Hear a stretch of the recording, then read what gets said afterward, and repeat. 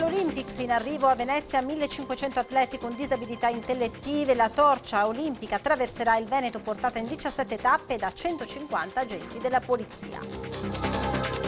E siamo allo sport. A fine maggio Venezia diventerà la capitale nazionale degli atleti con disabilità. Sono i 30esimi giochi nazionali di Special Olympics. L'evento sarà preceduto dal viaggio lungo tutto il Veneto della torcia olimpica. Luca Ginetto. 30 maggio 2002, la fiaccola di Special Olympics si accende in piazza San Marco per annunciare i giochi che quell'anno si svolsero poi a Caorle sul litorale veneziano. Mercoledì prossimo, il 30 aprile, sempre da Venezia, partirà la torcia olimpica che annuncerà stavolta i 30esimi giochi nazionali estivi che si terranno in laguna dal 25 al 30 maggio. 17 tappe nelle principali piazze del Veneto per portare un messaggio.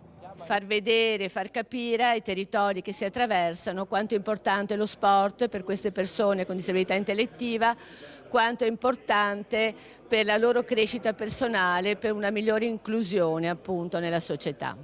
L'iniziativa è stata illustrata alla presenza delle più alte cariche istituzionali e sportive al Palazzo della Regione a Venezia. Tedofori saranno oltre 150 agenti della Polizia di Stato e delle Fiamme Oro. Non solo ci sono 150 volontari, ma servono molto di più perché sono onorati di portare la fiaccola con tutti i valori che essa rappresenta, legati soprattutto all'integrazione e a un ruolo positivo della Polizia di Stato. Al termine del suo tour, la fiaccola olimpica tornerà il 26 maggio a Venezia per la cerimonia di apertura, quando la città sarà già invasa da oltre 1500 atleti.